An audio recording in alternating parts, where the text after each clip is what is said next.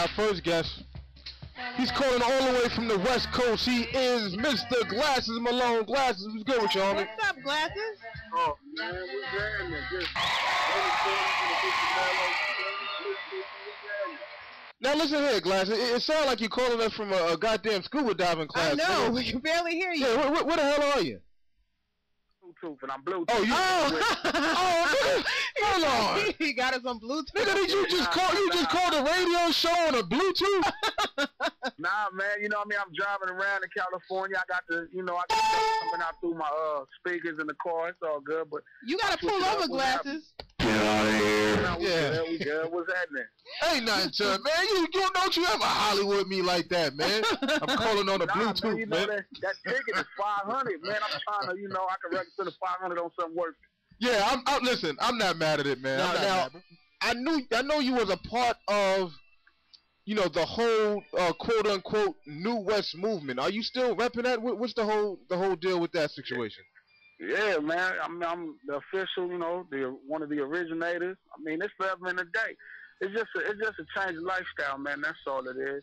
Sound like a whole lot more than what it is, but really it was just a change of lifestyle. And surely, slowly but surely, everything is changing to the way we want it to be. So that whole ordeal worked to the advantages. It's like a lot more West Coast people is working together. They kind of having to forge together for whatever reasons, to work together. And that was the biggest thing to us, is making sure everybody made music with each other and banded together as a coast, to kind of get to sing, get this side of the map.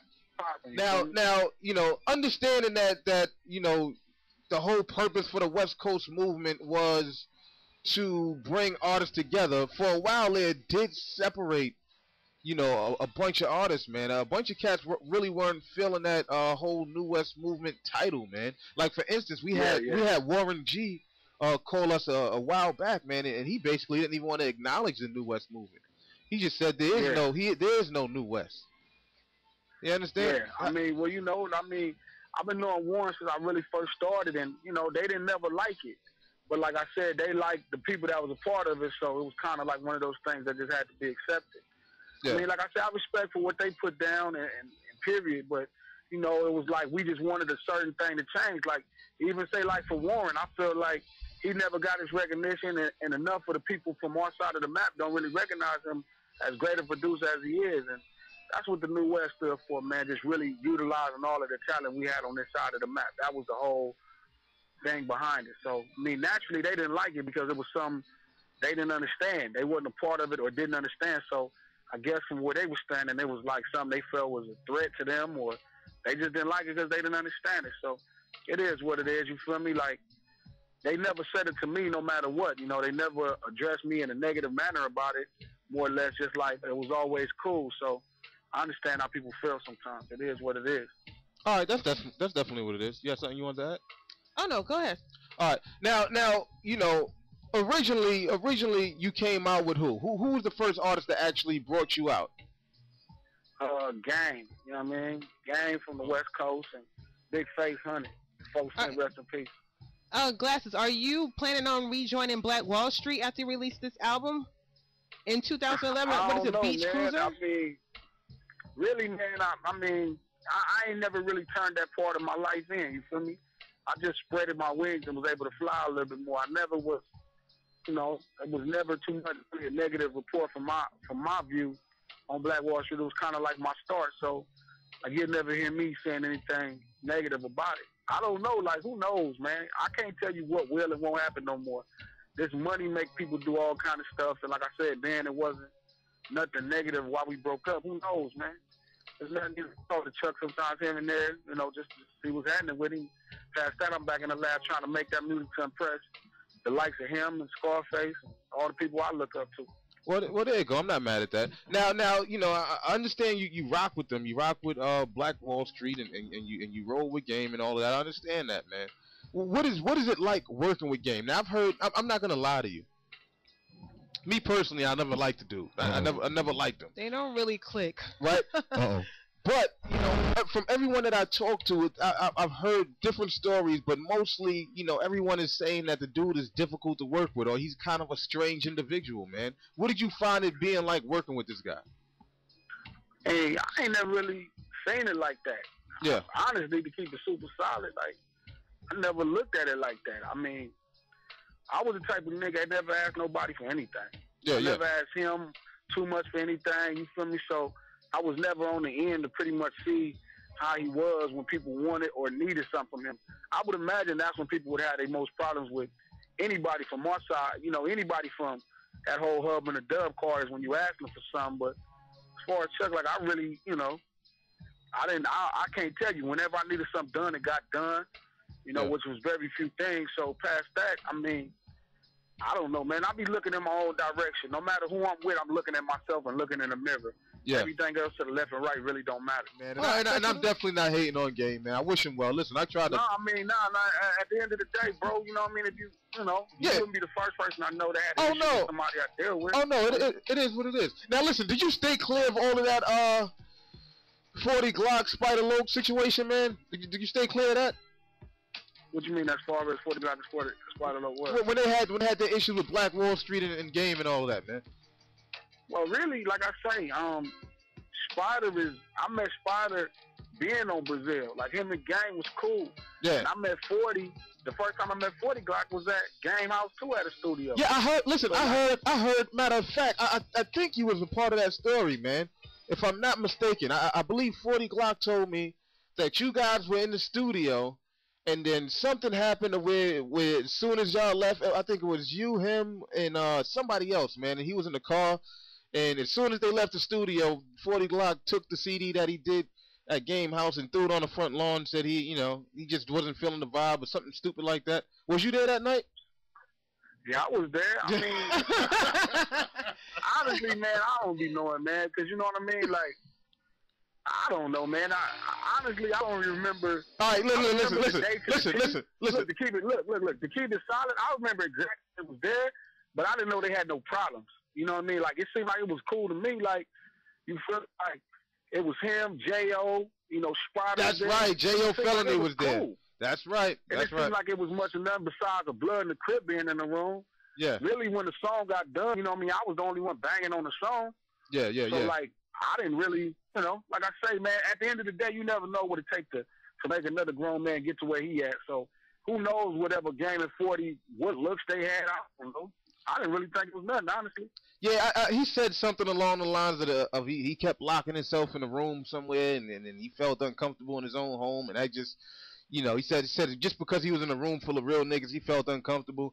Like I said, I wasn't there. This is 40 Glocc talking about Game. Now, mind you, you know, the homie 40 has been on my show since I'd started the goddamn show. He came on about 4 or 5 times. And on top of that, I done met him about 2-3 times, man. So I rock with the homie. But at the same point in time, I don't know what the hell happened even. And I'm not gonna, force you to answer these questions, because I know that's your man. I don't mind, man. I don't mind, man. Them niggas know, anybody know me know that I don't care about talking about nothing. Like, you know, I'm gonna call it how I see it. It's real play over here. You feel me? Real gangster for everything. So, I mean, like I say, who knows what they problems stem from? I didn't have you scared. Like, Game's 6'5". Yeah, exactly. Like, I don't got him pretty much scared of nothing. But I don't know, 40. You know, I don't know what type of interaction they had, because to me, I wasn't there doing the record. I didn't even look around to pay attention to what was going on. I was more impressed that J.O. Felony. I was in the studio with J.O. Felony more than anything. But you do remember that night? To the T. That was like big for me, because I was hearing about 40 Glocc at the time. You know what I mean? He was a Crip from the land I had never met. Yeah. You feel me? And J.O. Felony was like, you know, like, that was like, he's a legend. Yeah, he was. To be in the same, like, I remember that night to the T. That's an period. Yeah. So when is the project dropping? When is the project dropping here, Glasses? I don't, man, honestly, I'm gonna let Baby talk about it. He pretty much have an idea when he gonna drop it. It's supposed to be early in the first, maybe early second. Whenever it is, it's fire and it's ready to go for sure. Now they're not Listen, they're not horse playing with you, because I'm telling you, man, I'm riding with you hard, and I will get on these Negroes if they're horse playing, because, you know, you've been bubbling for a while, and I hate when they have an artist right to that point to where, you know, he's ready to come out, and then you stall out on an album, man, and start putting other shit out. What the album is called Beach Cruiser, right? Yeah. Is that correct? Yeah. Okay, so that was supposed to come out way back in 2007. Why the delays? Really, well, when Certified dropped, I just don't think everybody was ready for it to blow up. And then after it blew up, everybody tried to chase it with another radio song, and I just ain't had that type of success. Really, man, it ain't Cash Money fault, man. It's just the type of artist I am. Like, I'm not really the type of dude that make radio singles, you feel me? And I make great records. I make great albums. I make great music. Like, if you heard Nightmare Drive-By, like, they're great projects. And, I mean, at the end of the day, I'm signing Cash Money Records. It's the #1 label, period, right now. Yeah. You feel me? We got the biggest and baddest artists. So it's like, you know, being on the team with the Lakers, like, you know, you might got a lot of game, but at the end of the day, you got to be able to, you know, do what you got to do to get in the game. But it's hard for me to really look at it like horse playing because I just make entirely too much money dealing with babies. Yeah. Like, without no album, you know what I mean? I drive whatever car I want. I got a fat crib. I got a pocket full of money. Feel me? Like, it's hard to look at it any other way, and that's really what it's all about. I mean, I love making music, and I mean, at the end of the day, I constantly put it out. Like, I don't even need nobody money to put it out. I just give it away because I make more than enough money just Cash Money record straight up. That back and forth you had with Ice Cube for a little while, he didn't call you out directly, but a lot of people assumed that you were one of the new West Coast artists he was referring to. Have you guys squashed that situation? Yeah, I mean, in my eyes, really, it wasn't no situation. Like, all that whole stuff, everybody would be talking to everybody else, but not talking to me. And I would see these niggas. So, you feel me? Like, hold on. That ain't to say nothing. I'm saying, to me, it really wasn't never nothing. Like, to me, it was more pressed than everything, because I was seeing all of the niggas that I grew up listening to. I was seeing Snoop, I was seeing Cube, I was seeing Warren, I was seeing every last person, but I was hearing stuff they were saying. Yet when I was seeing them, it was all love, so it was strange to me. Cube is the only person I talked to about it, and he addressed it to me, and I told him what I thought and how I felt. He respected. Same thing with Snoop. I met Snoop in the trailer. You feel me? Had a 2-hour-long conversation, explaining to him where I was coming from, and when the conversation was done, he felt me, and it wasn't no problem. Jumped on records, he was just with the business. He understood what I was saying. But like I say, anytime you get 1 million people down with something, maybe the what it's about gets clouded. But like, to me, it really never was no situation. Like, how could, you know, people just saying stuff or getting pressed or releasing crazy statements? But I'm that type of nigga that's everywhere where everybody at, because I am signed to Cash Money, and because I do got hot records in Los Angeles that's on the radio, it's in the street. So I'm going to see you at the award show. I'm going to see you at the MTV radio room. I'm going to see you at the club. I'm going to see you everywhere. And me and my boys is in there, like, chilling, just having a good time. So it really was never no situation. But when I ran into Cube, you know, he thought I might have had a problem with him on some other stuff. Like, I don't even really, it's a whole nother thing that, you know, that really didn't make no sense to me. I just let him know that it wasn't no problem, and, you know, it's whatever. And, you know, we talked, and it was said and done, you know. That was always an awkward situation anyway, because Ice Cube is like one of my favorite rappers in real life. Yeah, but at the same point in time, you recognize situations as what they are, and I don't give a shit who you are.